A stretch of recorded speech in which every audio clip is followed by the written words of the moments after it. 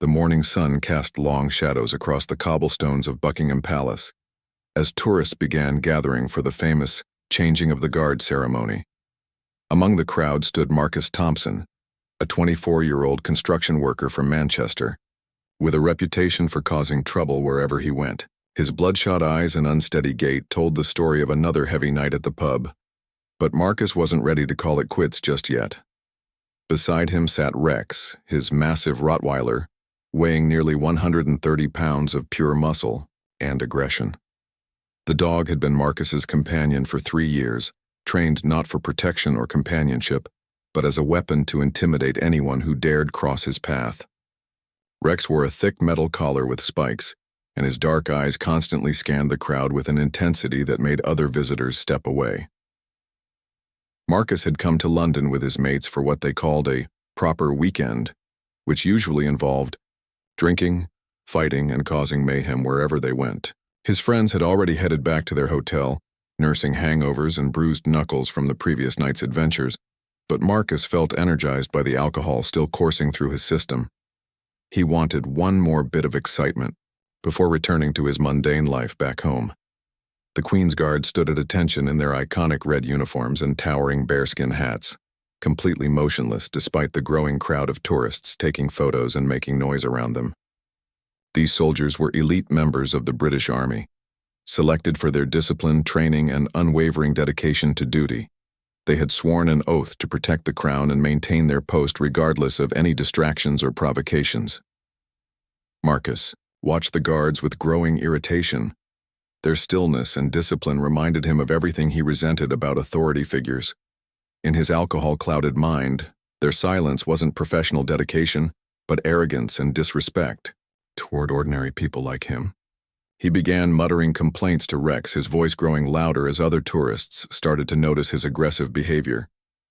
"Look at them, Rex," Marcus slurred, gesturing toward the nearest guard. "Think they're better than us standing there, all high and mighty. Probably never done a real day's work in their lives." His voice carried across the courtyard, causing several families with children to move away from him. Parents instinctively pulled their kids closer, sensing the dangerous energy radiating from the clearly intoxicated man and his intimidating dog. A security officer noticed the disturbance and began walking toward Marcus, hoping to defuse the situation before it escalated. The officer, a middle-aged man named David Chen who had worked palace security for over a decade, had dealt with countless drunk tourists and knew the signs of someone looking for trouble. He approached with calm professionalism, his radio ready, to call for backup if needed. "Sir, I'm going to need you to keep your voice down," Officer Chen said politely but firmly. "This is a place of respect, and we have families and children present." His tone was measured and non-confrontational, hoping to appeal to whatever reasonable thoughts might still exist in Marcus's intoxicated mind. Marcus turned to face the security officer, and Rex immediately sensed his master's rising anger. The dog's muscles tensed as he picked up on the aggressive pheromones Marcus was releasing. Years of conditioning had taught Rex to mirror his owner's emotions, and right now those emotions were heading toward violence. "Who are you to tell me what to do?" Marcus demanded, stepping closer to the officer. "This is public property, mate. I've got just as much right to be here as anyone else."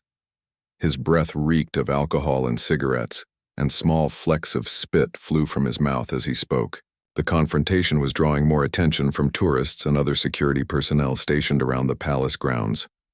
Officer Chen maintained his composure, knowing that escalating the situation would only make things worse.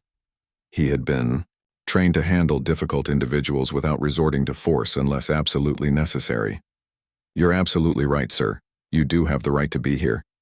I'm just asking that you respect the other visitors and keep your voice at a reasonable level." But Marcus wasn't interested in reasonable solutions. The alcohol had amplified his natural aggression and eliminated his ability to think through consequences. In his twisted logic, the security officer's polite request felt like a challenge to his masculinity and freedom. He had come to London looking for a fight, and now it seemed like one was being delivered right to him. "You think I'm afraid of you?" Marcus snarled, his hand tightening on Rex's leash. The dog was now fully alert, his ears forward and his body coiled like a spring. Other tourists had formed a wide circle around the confrontation, some pulling out their phones to record what was clearly about to become a serious incident. The Queen's Guard remained motionless at their posts, but beneath their stoic exterior, they were fully aware of the developing situation. These soldiers were trained to maintain their positions under any circumstances, but they were also prepared to act if a genuine threat emerged to public safety or royal security. Their apparent indifference only fueled Marcus's growing rage. "Officer," Chen spoke quietly into his radio, requesting additional security without making it obvious to Marcus. He could see the situation spiraling out of control and knew he needed backup before things turned violent. The combination of an intoxicated troublemaker and a large, aggressive dog in a crowded tourist area was a security nightmare waiting to happen. Marcus looked around at the crowd that had gathered to watch the confrontation. Their shocked faces and concerned whispers fed his ego and pushed him further toward the edge of rational behavior. In his alcohol-addled mind, he was the star of his own action movie, standing up to authority and showing everyone what a real man looked like. "Come on, Rex," he muttered to his dog, whose tail had stopped wagging and whose eyes were now fixed on the security officer. "Let's show these people what happens when they try to push us around."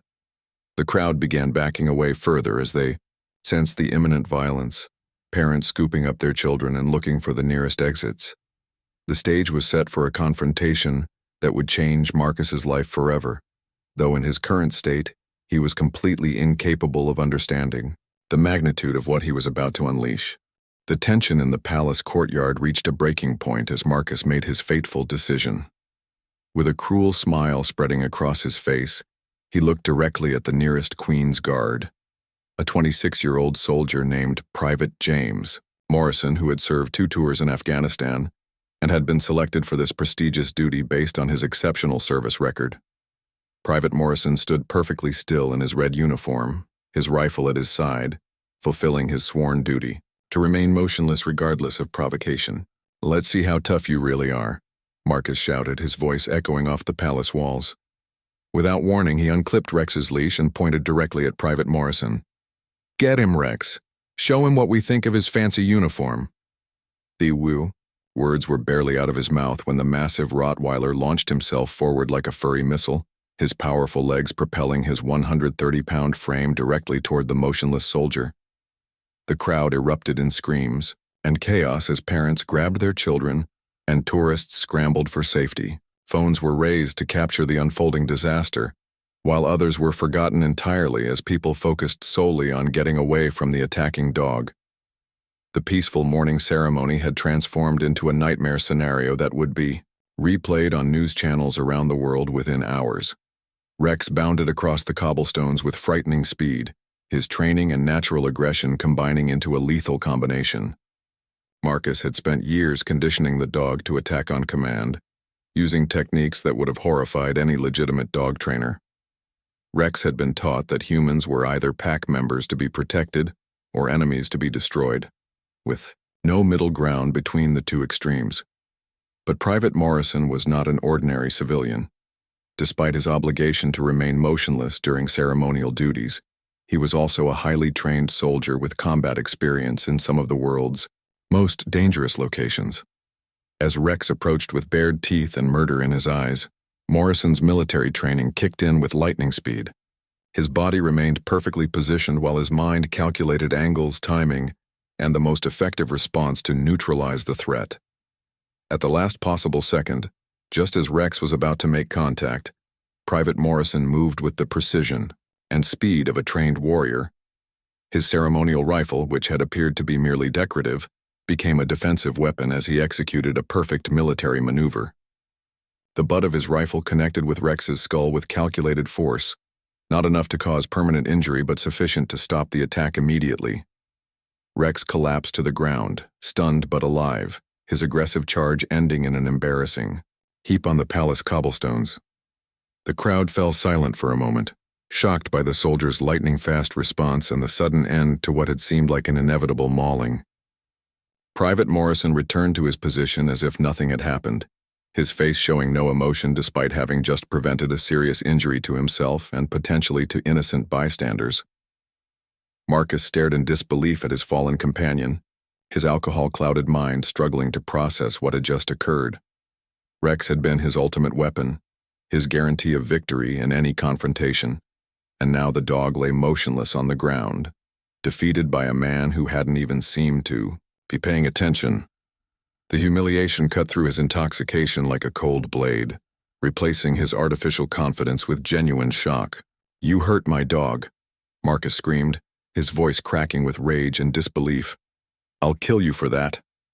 He started running toward Private Morrison, his fists raised and murder in his eyes. But his drunken stumble was no match for the coordinated response that was already in motion around him. Officer Chen had been joined by 4 additional security personnel, all of whom had been moving into position since the first signs of trouble. As Marcus lurched toward the guard, 2 officers tackled him from behind while a third secured his arms. Within seconds, the would-be attacker found himself face down on the cobblestones with professional restraints being applied to his wrists. "Get off me!" Marcus shouted, struggling against the officers who had him completely under control. "This isn't fair. It was just a bit of fun." His protests fell on deaf ears as the security team followed their standard protocols for dealing with individuals who posed a threat to public safety and royal security. Meanwhile, a police veterinarian who was stationed on the grounds as part of the security team was already examining Rex, who was beginning to show signs of recovery from his stunning encounter with military discipline. The dog was disoriented, but not seriously injured, though his ego appeared to be more damaged than his body. The precise strike from Private Morrison had been calculated to stop the attack without causing permanent harm, demonstrating the soldiers' professional training and restraint. Additional police units were arriving from multiple directions, their sirens adding to the chaos and confusion that had replaced the peaceful morning ceremony. Tourists continued to film the aftermath while palace staff worked to restore order and ensure that no other threats were present in the area. Marcus was hauled to his feet, still shouting obscenities and threats, completely unaware that his actions had been recorded by dozens of witnesses and would soon be broadcast around the world. His moment of drunken bravado was about to transform into a legal nightmare that would follow him for years to come. Private Morrison remained at his post throughout the entire aftermath, his discipline and training evident in every aspect of his bearing. He had neutralized a genuine threat while maintaining the dignity and professionalism expected of the Queen's Guard, proving that ceremonial duties did not make these soldiers any less capable of defending themselves and others when necessary. The incident was far from over, but the immediate threat had been contained through the combined efforts of professional soldiers and security personnel who took their responsibilities seriously. Marcus was about to discover that attacking the Queen's Guard carried consequences, far more severe than anything his alcohol-addled mind could have imagined. The police van that arrived to transport Marcus was unlike anything he had expected. Instead of a simple patrol car, a specialized tactical response vehicle pulled up with armed officers who treated the situation as a serious security breach, rather than a simple public disturbance.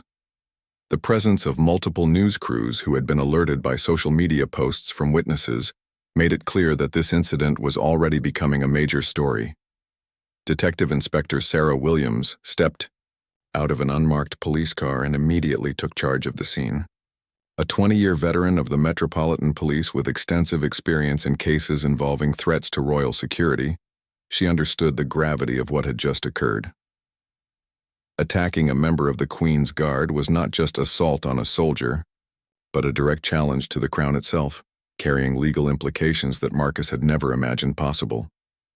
"Marcus Thompson," Detective Inspector Williams said as she approached the restrained suspect, reading from a preliminary report that had been compiled with impressive speed.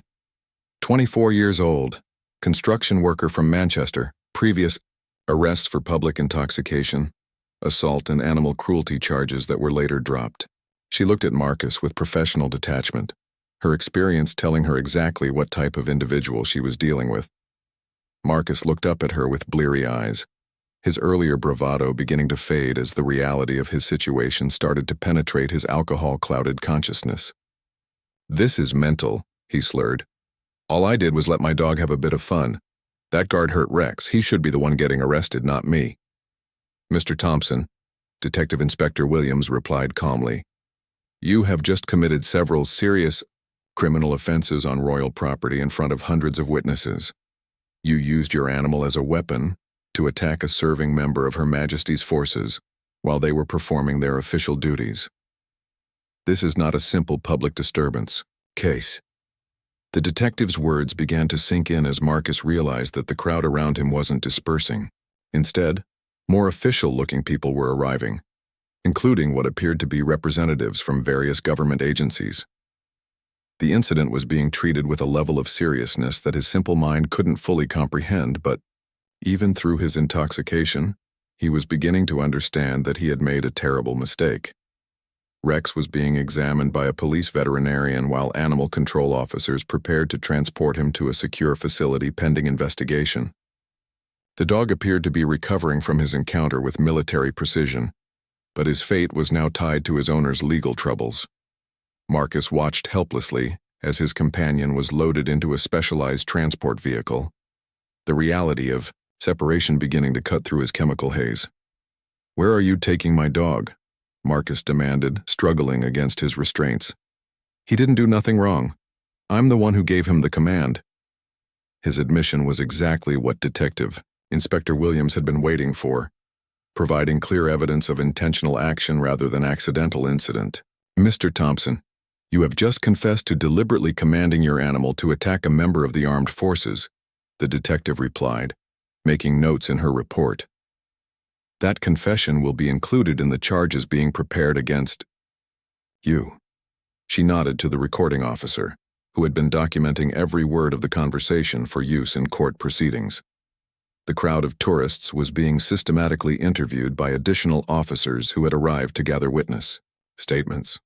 The availability of multiple video recordings from different angles meant that prosecutors would have overwhelming evidence of exactly what had occurred, eliminating any possibility of Marcus claiming the incident had been misunderstood or exaggerated.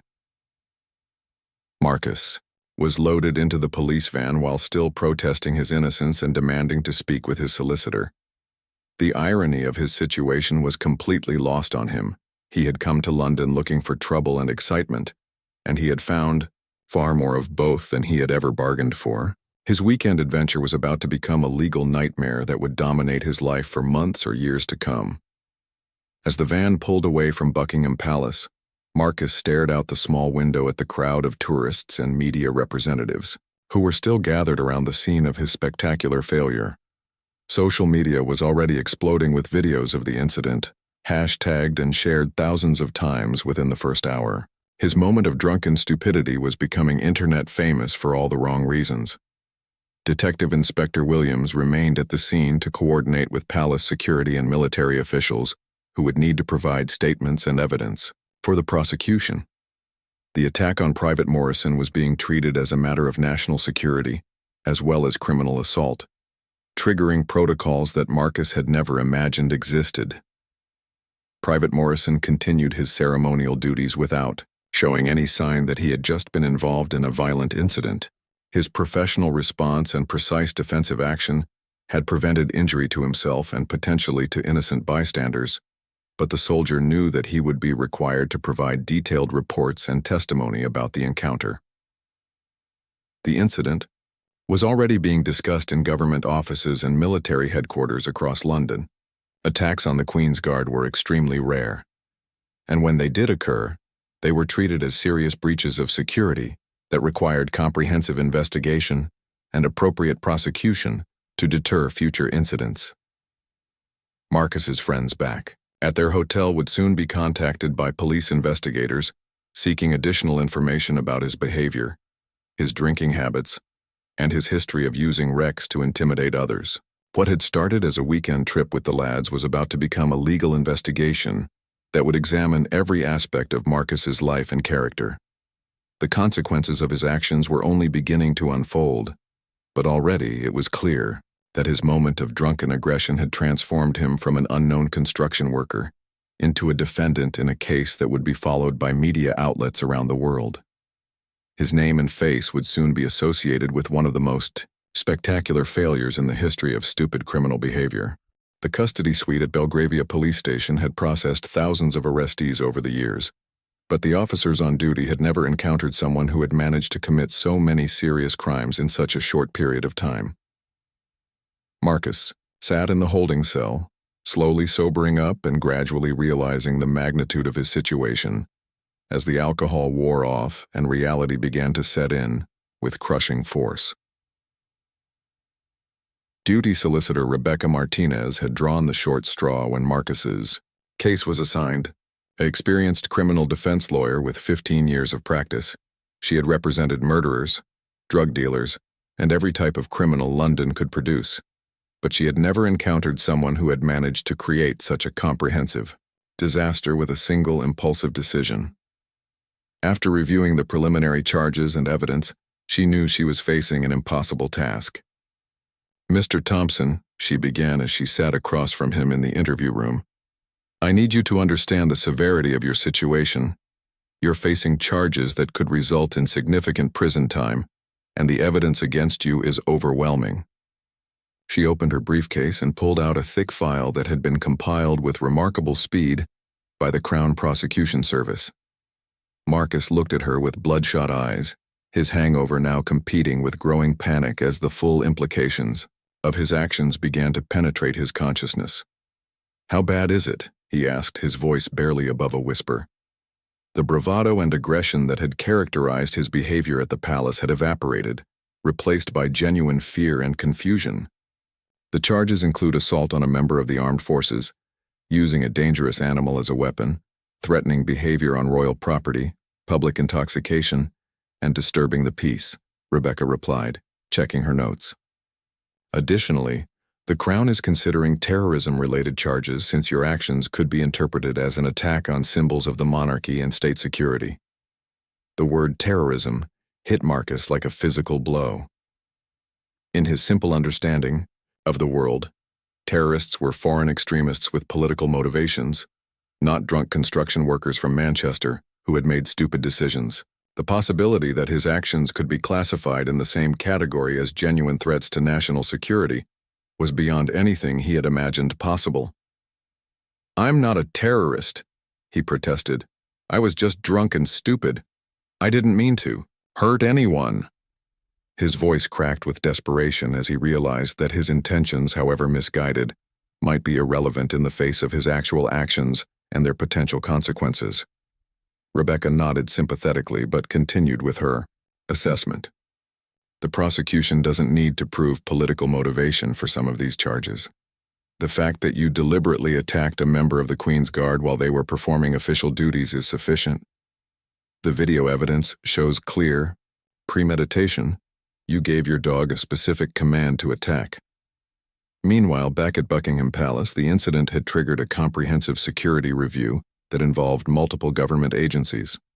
Commander Michael Stevens, head of Royal Protection, was conducting emergency meetings with representatives from Scotland Yard, MI5, and military intelligence to assess whether Marcus's attack represented an isolated incident or part of a larger threat pattern. The social media explosion surrounding the incident had created additional complications for both security services and prosecutors. Videos of the attack were being shared millions of times across various platforms, with commentary ranging from outrage at Marcus's behavior to criticism of what some perceived as excessive force by Private Morrison, despite the soldiers' clearly defensive and proportionate response. International media outlets were picking up the story, with headlines ranging from factual reporting to sensationalized accounts that portrayed the incident as everything from a terrorist attack to evidence of growing social unrest in Britain. The global attention was adding pressure on law enforcement and prosecutors to demonstrate that attacks on national symbols would be met with appropriate consequences. Back in the interview room, Rebecca was explaining the likely timeline for Marcus's case. The Crown Prosecution Service wants to fast-track this case due to the high-profile nature and security implications.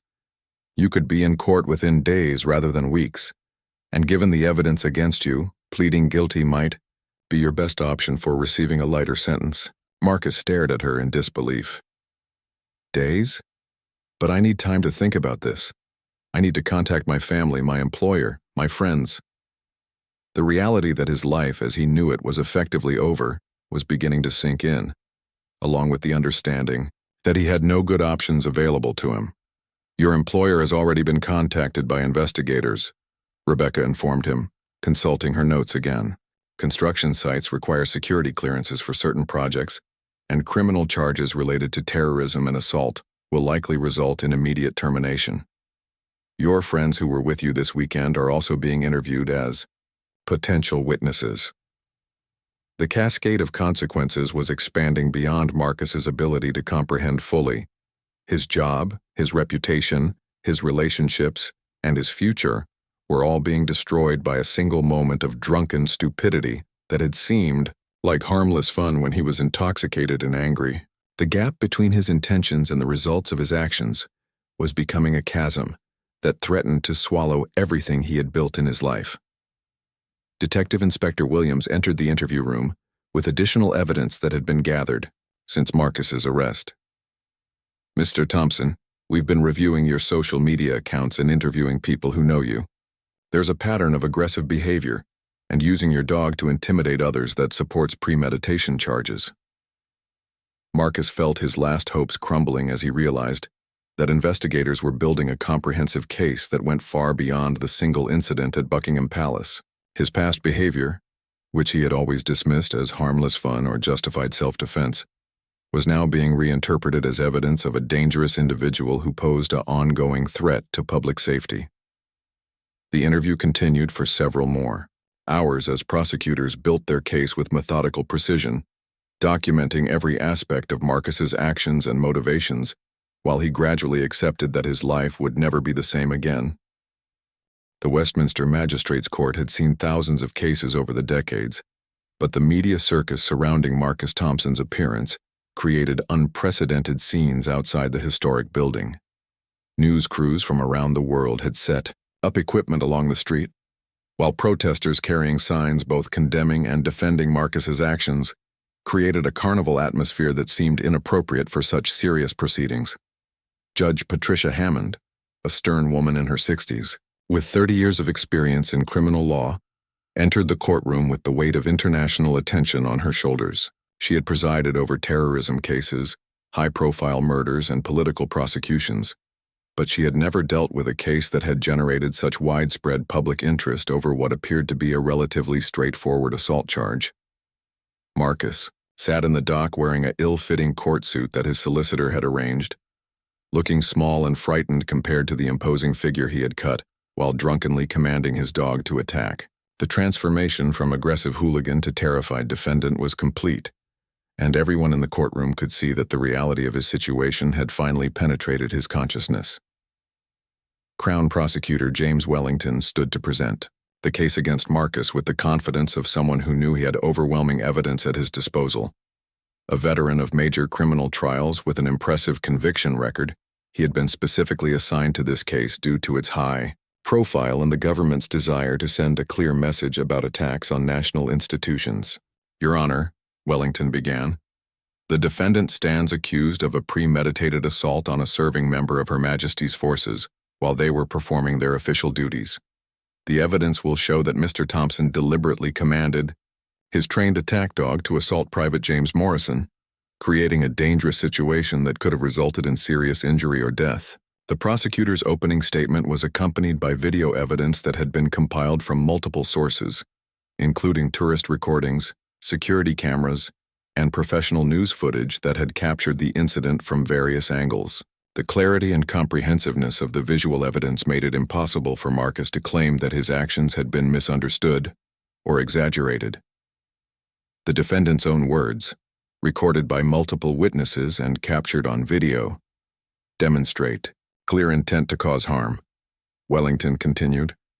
His command to get him, followed by pointing at Private Morrison, shows premeditation and specific targeting of a member of the armed forces engaged in ceremonial duties that are fundamental to our constitutional monarchy.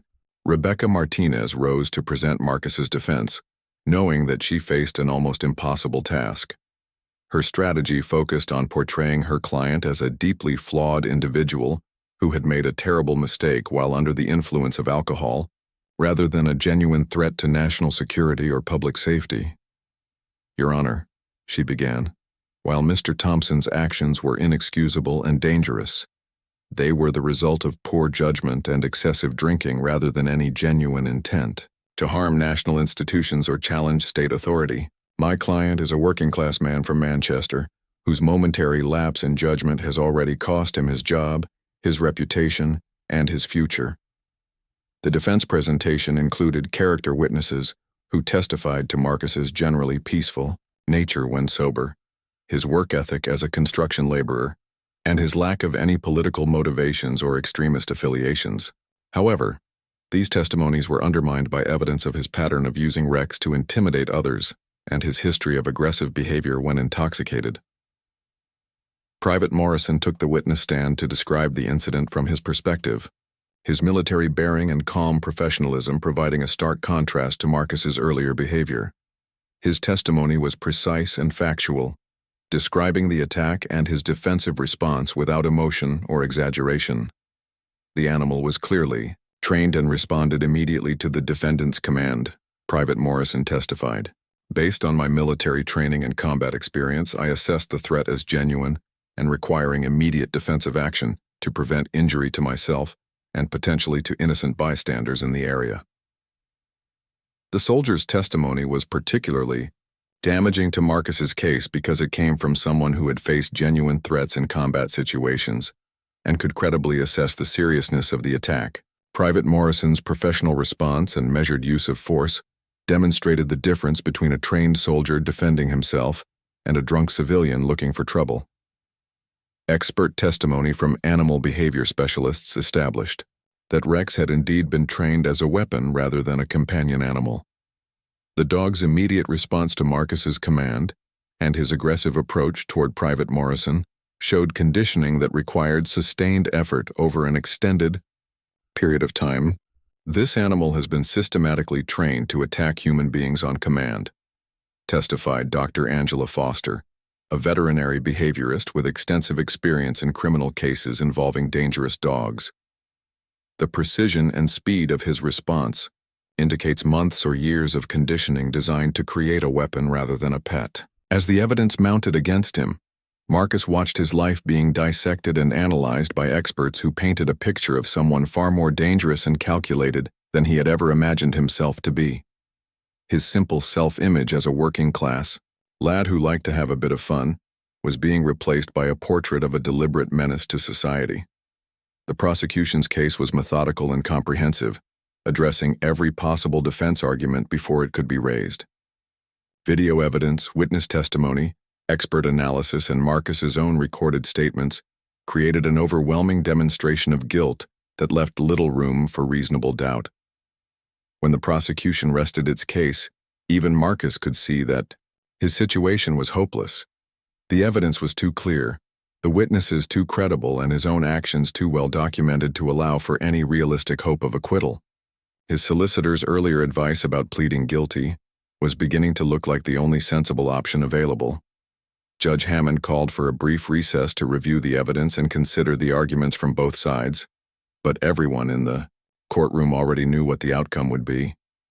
The only remaining question was the severity of Marcus's sentence and whether the court would treat him as a misguided fool or a genuine threat to public safety.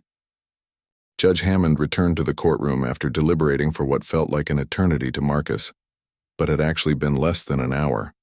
Her expression was grave as she prepared to deliver a sentence that would not only determine Marcus's immediate future but also send a message about the consequences of attacking symbols of British authority and tradition. Marcus Thompson, Judge Hammond began, her voice carrying the weight of both legal authority and moral judgment. You have pleaded guilty to charges that strike at the very heart of our constitutional democracy and public safety. Your actions were not merely criminal, but represented a direct assault on institutions that have served this nation for centuries. Marcus stood trembling in the dock, finally understanding that his moment of drunken bravado would have consequences far beyond anything he had ever imagined possible. The courtroom was packed with media representatives, legal observers, and members of the public who had come to witness the conclusion of a case that had captured international attention. The evidence presented in this court shows a pattern of behavior that extends far beyond a single incident of poor judgment. The judge continued. You deliberately trained an animal to serve as a weapon, used that weapon to attack a serving member of the armed forces, and showed complete disregard for the safety of innocent civilians, including children, who were present during your assault. The judge's words cut through Marcus like a knife as he realized that his actions were being placed in historical context alongside other attacks on British institutions and security. His simple understanding of what he had done as a harmless prank or moment of rebellion was being reframed as something far more serious and meaningful. The sentence of this court must reflect not only the seriousness of your specific crimes, but also serve as a deterrent to others who might consider similar actions, Judge Hammond declared. Attacks on members of the Queen's Guard are attacks on the Crown itself, and they will be met with the full force of the law. Marcus received a sentence of 3 years imprisonment, with the possibility of parole after 18 months, along with a lifetime ban from royal properties and a destruction order for Rex. The sentence was harsh but not unexpected, given the nature of his crimes and the high-profile circumstances surrounding the case. The destruction order was perhaps the most devastating aspect of the sentence for Marcus personally. Rex had been his constant companion and the source of his confidence in confrontational situations, but the court determined that the dog posed an ongoing threat to public safety and could not be rehabilitated or safely rehomed. The animal in question has been trained as a weapon and represents a continuing danger to members of the public, Judge Hammond explained. While this court does not take such orders lightly, the evidence clearly shows that this dog cannot be safely maintained in civilian society. Marcus broke down completely upon hearing Rex's fate, the reality of his situation finally overwhelming his ability to maintain any semblance of composure. His solicitor placed a supportive hand on his shoulder, as court officers prepared to escort him to begin serving his sentence, but there was little comfort available for someone who had destroyed his own life so thoroughly. The media reaction to the sentencing was swift and varied, with some commentators arguing that the punishment was appropriate given the seriousness of the crimes, while others suggested that Marcus had been made an example of due to the high-profile nature of his victims. Social media exploded with debates about justice, class, and the role of alcohol in criminal behavior. Private Morrison, who had returned to his ceremonial duties without fanfare, became something of a folk hero for his professional response to the attack. Military recruitment offices reported increased interest from young people inspired by his example of disciplined service and effective defensive action under pressure. The incident led to enhanced security protocols at royal sites and increased training for guards and security personnel dealing with intoxicated or aggressive visitors. The comprehensive video documentation of Marcus's attack became a training tool for law enforcement and military personnel worldwide, demonstrating both the importance of maintaining discipline under provocation and the effectiveness of proportionate defensive force. Marcus was transported to HMP Pentonville to begin serving his sentence, where he would have plenty of time to reflect on the series of poor decisions that had led him from a construction site in Manchester to a prison cell in London.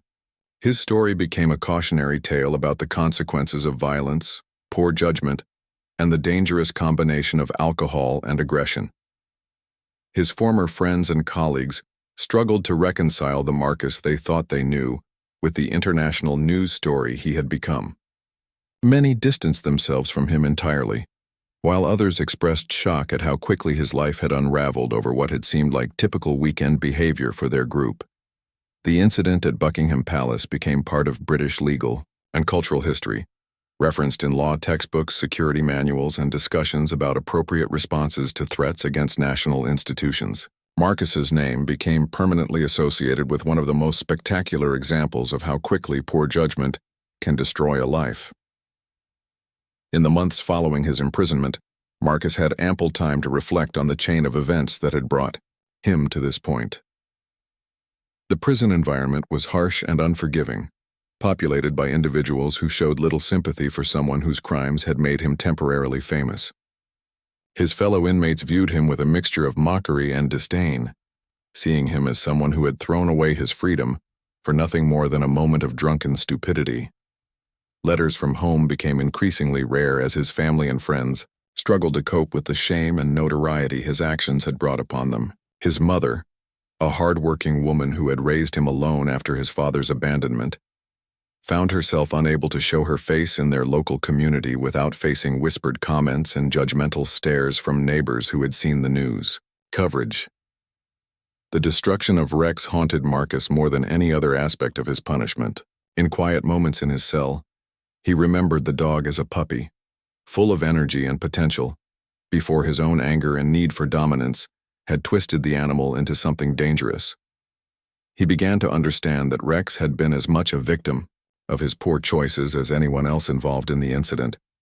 Meanwhile, the broader implications of his case continued to ripple through British society. Parliament debated new legislation regarding dangerous dogs and their use as weapons, while police forces across the country implemented new training protocols for dealing with animal-assisted attacks. Marcus's 15 minutes of infamy had created changes that would affect law enforcement and public safety for years to come. Private Morrison returned to active military duty after completing his ceremonial rotation, carrying with him the respect of his peers and superiors for his professional handling of an extraordinary situation. He rarely spoke publicly about the incident, maintaining the quiet dignity that had characterized his response throughout the entire ordeal. The tourist industry around Buckingham Palace experienced a brief surge in visitors, curious to see the site of the famous attack, with guides pointing out the exact location where Marcus had made his fateful decision. The incident became part of the unofficial folklore surrounding the palace, joining countless other stories of eccentric behavior by visitors over the centuries. As Marcus served his sentence, he gradually came to understand the true cost of his actions. His criminal record would follow him for the rest of his life, limiting his employment opportunities and affecting every aspect of his future. The construction industry, which had provided him with steady work and a sense of purpose, would likely be closed to him permanently due to security concerns and insurance liability issues. The international attention his case had received meant that his story had spread far beyond Britain's borders, making him recognizable in countries he had never visited, and ensuring that his moment of stupidity would be preserved forever in digital archives and news databases. Future employers, potential romantic partners, and casual acquaintances would be able to discover his criminal history with a simple internet search. In the final months of his sentence, Marcus began participating in anger management and alcohol abuse programs offered by the prison system. These interventions came too late to change the course of his life, but they provided him with insights into the psychological and social factors that had contributed to his destructive behavior patterns. When Marcus was finally released on parole, after serving 18 months, he emerged into a world that had moved on without him. The incident that had dominated his thoughts for so long was ancient history to most people, but its consequences continued to shape every aspect of his existence. He was a free man in the technical sense, but the invisible chains of his criminal record and public notoriety would constrain his choices for the rest of his life. His story served as a powerful reminder that a single moment of poor judgment, amplified by alcohol and aggression, could destroy years of work and planning in an instant. Marcus Thompson had learned this lesson in the most painful way possible, becoming a cautionary tale that would be told for generations,